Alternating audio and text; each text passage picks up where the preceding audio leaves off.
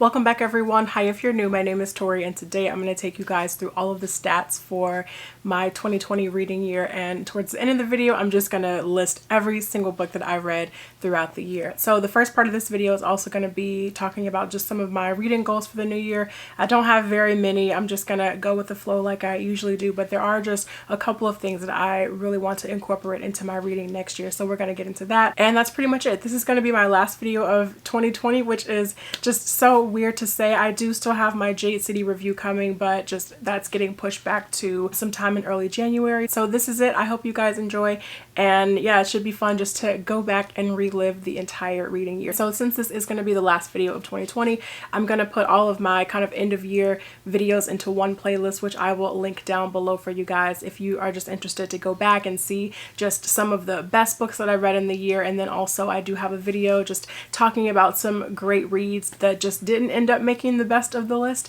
and then I'll talk about the worst books of the year and some fantasy and sci-fi series that I'm really looking forward to getting to in the new year. So all of that will be down in the description box for you to check out, but all that being said, let's get into the video.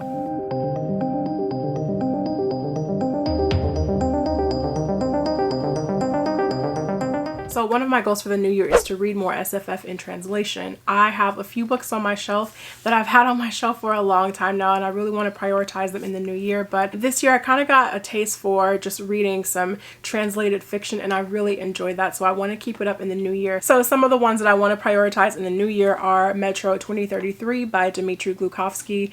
And this is one that I actually started last year, but I just started falling into a bit of a reading slump. Not from this book. I just didn't feel like reading anything, so I fell into a reading slump and just put it down and never really went back to it. But I do want to actually, finish this book in the new year. This is a post-apocalyptic novel set in Moscow, and I just really love the Metro video games so much, so I want to go back and just finally dive into this book. So this is going to be high up on my priority list for the new year. And then some other works of translated fantasy that I have here are Vita Nostra by Marina and Sergei Dyachenko, and it's translated by Julia Maitov-Hersey. I've heard this compared to The Magicians by Lev Grossman, and actually Lev Grossman, I didn't even realize this, he blurbed the back of it, but I believe it's set in this like magical school, and so that's kind of the gist of like all I know about this book. But I've just been interested in reading this for a while, and it's just been kind of sitting on my shelf, so I do want to finally get to Vita Nostra in the new year. And then another one that I have here is A Hero Born, and this is by Jin Young, and this is translated by Anna Holmwood,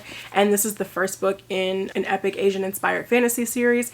And this was actually in one of my recent book hauls, and I did go into a little bit more detail about it. But essentially we have this empire that is in control of everything, and we were following this young man as he really tries to build up his kung fu skills and finally get back at the empire and take them down. So this really caught my eye earlier this year, and I can't wait to finally get to it in 2021. And then finally the last book that I have here is Night Watch, and this is by Sergei Lukianenko.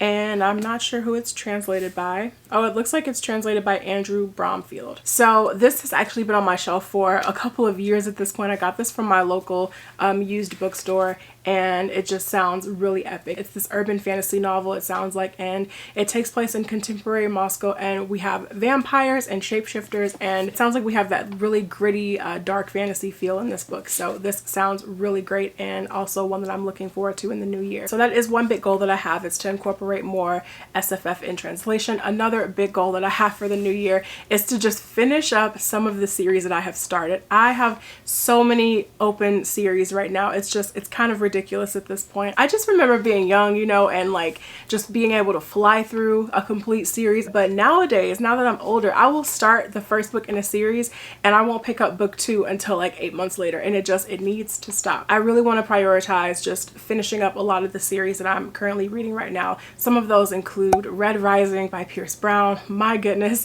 that has been on my TBR forever. It's really about time I just finally knocked out the rest of the books in that series. Another one that's more recent is The Poppy War by R.F. Kuang. I'm currently still on book 2 right now, so the third and final book just came out in November. I need to wrap that up. And then some of the other books on the list are Throne of Glass by Sarah J. Maas. I'm on book 3 right now. I need to finish up This Mortal Coil by Emily Suveda. The third and final book is just still sitting on my shelf. The All Souls trilogy, that is embarrassing that I have not finished the All Souls trilogy. I love A Discovery of Witches so much, and I love everything about that world. I love the story so much, but I have not finished the third book yet. It's it's kind of problematic at this point. And then another one that I have is The Expanse by James S.A. Corey. I really want to wrap that series up. The last book is coming out in 21 and I'm currently on book 3 right now, so it's time that I just start making a little bit more progress with those books. So I'm going to finish up series. I'm going to prioritize that before I just start picking up new series, because it's honestly getting a little bit out of control. And then one of the last goals that I have is just a goal that I really set for myself every single year, and that's just to read 50 books. I think at this point that's just kind of my average. Sometimes I read more than that, which is fine. Sometimes I read less, also fine. I think it's just a solid number for me for the reading challenge for the year, so I'm gonna set it and forget about it. So those are really it for my reading goals. I don't really have any like big channel goals for the new year. I'm just gonna keep doing what I'm doing. I'm so happy that you guys are here. So now let's just get into the full-blown stats for 2020. 2020 was a really great reading year for me in terms of quality and quantity, surprisingly enough. So I did forget to update my Goodreads with the last book that I read, so my year in review is a little bit off, but I read 73 books this year, and that was across 24,729 pages. So that's a little bit up from last year. Last year I read 65 books and that came to 23,147 pages. So definitely a little bit of a spike there in my reading. And actually this year, what kind of gave my reading a little bit of a boost was I read a lot of novellas this year. Not a lot, but definitely more so than last year. I read novellas and short stories, and that definitely boosted up the number of books this year. So there's that. So let's get into just some of the basic stats that Goodreads offers. So the shortest book that I read this year was A Fist of Permutations in Lightning and Wildflowers by Alyssa Wong, and that was a Tor.com original short story. I really enjoyed that. I think I read that like back in January. And then the longest book that I read this year was House of Earth and Blood by Sarah J. Maas, which was 803 pages long. And I actually have kind of a funny story about this. So originally when I looked at my year in review, the longest book that I read was Outlander by Diana Gabaldon, but I really disliked that book this year, and I just didn't want it to be a part of like my official reading stats for the year, so I'm kind of petty. And so I went to change the edition of the book that I read, and I found an edition of Outlander that was significantly less pages than what my edition was that I read, and so I switched my editions around to that. But just to continue on here, my average book length for the year was 337 pages. That's kind of on par for what I typically do every year. Last year my average book length was 356 pages, so just a little bit down from last year. I don't care. And then the most popular book that I read in 2020 was The Lion, the Witch, and the Wardrobe by C.S. Lewis, and that was also shelved by 2,817,650 people. And then the least popular book that I read this year was a novella called Dream Houses by Genevieve Valentine, and that was actually really good. That was shelved by 660 people. My average rating for the year was 3.2 stars. You guys might notice this, but when I review books on my channel or just talk about books in a wrap-up, I actually don't give books a star rating, just because I think I have a lot of issues with star ratings. I think it's just so much bigger than just trying to box books into different stars. So I don't actually announce stars on my channel, but I do rate them just for the purpose of Goodreads. So my average rating for the year was 3.2. When I am rating books on Goodreads, I really just go by like what Goodreads classifies each star as. So like 3 books is I liked it, 4 books is I really liked it, and then 5 was like it was amazing, and then on the other side of the spectrum it's like a 2 star was it was okay, and then 1 star was I didn't like it. So 3.2 is not surprising. I do tend to enjoy most of the books that I pick up. Like many of us at this point, I know what I like to read, I know what suits my reading taste, so it's not unusual that I tend to like most of what I read. But of course there are some things that are on the higher end of that 3 stars, books that I just love, and then occasionally we do have books on the other side that I was just like, oh, why did I read this? I should have DNF'd this. And actually it's the exact same from last year. I just checked. I also had an average rating of 3.2 in 2019. So very on brand, I guess. The highest rated book on Goodreads that I read this year was Peripeteia, and this is by Sarah Lyons Fleming, and this is the 2nd book in the City series. I love these books so much. This is Sarah Lyons Fleming's 2nd post-apocalyptic series, but it takes place in the same world as her first trilogy, which is Until the End of the World. I love those books. They're post-apocalyptic zombie novels, but it is so much bigger than that. It's just about the relationships. We have our main character in the Until the End of the World series, just trying to teach everybody how to survive, and oh, it's so good. And so the second series, the City series, I just started that this year, and just I love those so much. There's some great references to the Until the End of the World trilogy. Highly recommend those. So that was the highest rated book that I read, and that was an average rating on Goodreads of 4.58. And then my first book that I read this year was Thunderhead, and that was by Neil Shusterman, and that was the second book in the Arc of a Scythe trilogy. So those are all of the basic stats. So now I'm just gonna go into all of the books that I actually read in 2020. I'm just going to use my phone to go through some of the books that I either gave away or books that I read on my Kindle. I unhaul, not frequently, but I do unhaul a couple of times a year. I don't keep books that I don't enjoy, and I also don't even really keep books that I just thought were, you know, I liked them, they were good, but maybe on the lower end of a 3 stars. I need to keep shelf space open, so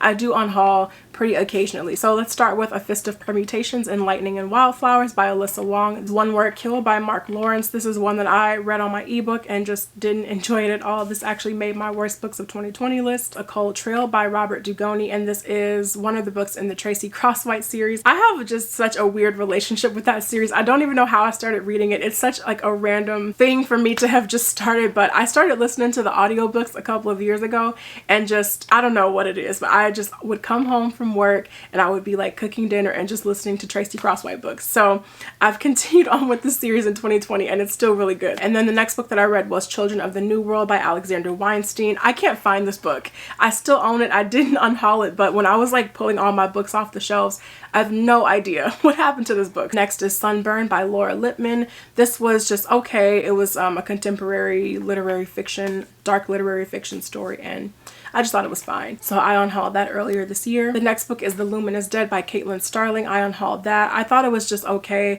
It was a sci-fi thriller, debut novel. Just, it was a decent read. I just don't think it's something that I would ever need to go back to or one that I would recommend, but it was fine. And then we have the Forward collection, which is a collection of short stories by 6 different authors, and this is available through Amazon Prime. But each story, if you're interested, is about like $1 or like $1.99 if you don't have Amazon Prime. And so the short stories in that collection include The Last Conversation by Paul Tremblay, Arc by Veronica Roth, Randomized by Andy Weir, Emergency Skin by N.K. Jemisin, Summer Frost by Blake Crouch, and You Have Arrived at Your Destination by Amor Tolls. Next is Outlander by Diana Gabaldon. This is also one that I unhauled and one that made my worst books of 2020 list. Next is Mordacious by Sarah Lyons Fleming, book 1 in the City series, and then we have Peripeteia. Then next is Normal People by Sally Rooney. I just really did not like that book at all, so that was also unhauled. And then I also read Legacy of Ash by Matthew Ward, which I also unhauled. And next is A Good Girl's Guide to Murder by Holly Jackson, and this is a young adult mystery thriller. It was actually really good. I enjoyed it pretty much all the way through. The end was kind of like, it was fine, but overall it was an enjoyable read. I'm happy I read it, and yeah, I do recommend that, but it's just not one that I think I would ever go back to. It's the first in a series, and I don't want to continue on with that series, so I did unhaul that as well. And then next is The Girl in the Video by Michael David Wilson, and this is one that I have on my Kindle that I read, and I just thought that was okay. Next is Shades of Grey by Jasper Ford. The Word Exchange by Elena Grayton. I didn't enjoy this at all. It was one of my least favorite books of 2020, so that was also unhauled. And then there's Song of Blood and Stone by El Penelope, which I also didn't enjoy, ended up unhauling that. And Machines Shall Surrender by Benjamin Sridonkyu. This is a science fiction novella, and I really enjoyed this. Next is The Ballad of Black Tom by Victor Lavelle, and I enjoyed this overall. Then next is The Space Between Worlds by Micaiah Johnson. This is also one that I ended up unhauling. This wasn't in my unhaul video. I think I still have it around here somewhere, but it's definitely going to be unhauled in the new year because that's just, it's not even on my shelf anymore.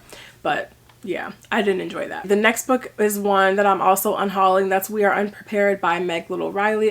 That was fine up until a certain point, and then I just really didn't care about anything that was happening. And then finally, the last book that I don't physically own is A Dead Gin in Cairo, and that is by P.J. Lee Clark. And that was a more recent read for me, and I enjoyed that overall. Those are all of the books that I read that I've either unhauled or were on my Kindle and don't own physically. So that's one part. And now let's get into the remainder of the books that I read in 2020. And these are not in order. I'm not starting from January and going down to December. They're just kind of be all over the place. There is an absolute mess on my floor right now. Oh my god, I don't want to clean anything up. So let's just get into it. Here are the rest of the books that I read throughout 2020. The Fires of Vengeance by Evan Winter, which is book 2 in the Burning series. The Unspoken Name by A.K. Larkwood, which is the first book in a planned series. I really enjoyed this overall. This almost made my best books of 2020 list. Black Sun by Rebecca Roanhorse. This is the first book in a planned trilogy and I enjoyed this. Next is Throne of Glass by Sarah J. Maas, which is the first book in the Throne of Glass series. And then A Crown of Midnight, which is book 2. The City We Became by N.K. Jemisin, which is book 1 in a planned trilogy. Caliban's War, which is book 2 in the Expanse series. The Haunting of Tramcar 015 by P.J. Lee Clark. The Traitor Baru Cormorant by Seth Dickinson. The Girl with All the Gifts by M.R. Carey. House of Earth and Blood by Sarah J. Maas. The Electric State by Simon Stollenhag. This is gorgeous. This is a narrative art book and it's this post-apocalyptic story where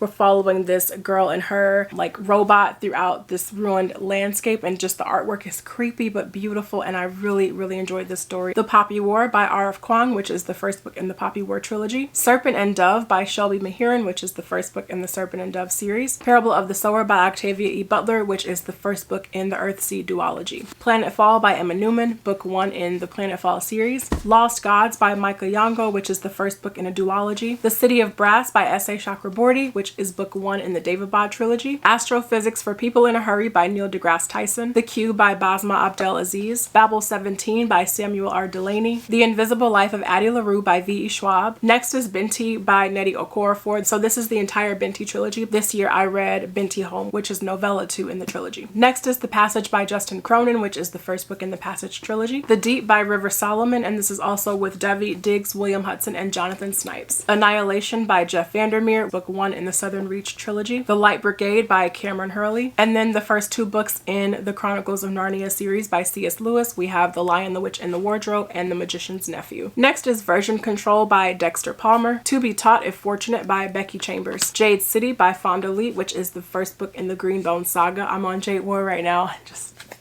It's so good. And the next 3 are more recent reads for me. I don't know what was going on, but I just ended up binging the Caraval trilogy by Stephanie Garber. Those books are Caraval, Legendary, and then the 3rd and final book is Finale. I'm still trying to figure out if I want to do like a full trilogy review of these books. I do have a lot of thoughts. I actually really enjoyed Caraval, but I do have a lot of thoughts about the last 2, and I'm still trying to sort through them, but we'll see if I end up doing a full review. Thunderhead, which is book 2 in the Arc of a Scythe trilogy by Neil Schusterman, and then the 3rd and final book is The Toll. This Mortal Coil by Emily Suvedo, which is book 2 in the This Mortal Coil trilogy. The Tradition by Jericho Brown, which is this just amazing poetry collection. I love it so much. Next is Skyward by Brandon Sanderson, which is the first book in the Skyward series. And then finally, to wrap things up, is Lock Every Door by Riley Sager. So that's it for me, you guys. Those are all of the books that I read in 2020. Those are all of my end of the year stats. Let me know some of your reading goals for the new year. If you don't even have any reading goals, that's perfectly fine too. Just let me know some of the books you're excited for in the new year. I'm wishing you a happy new year and just be safe. Thank you guys so much for watching, and I will see you in the next video and in the new year. Take care.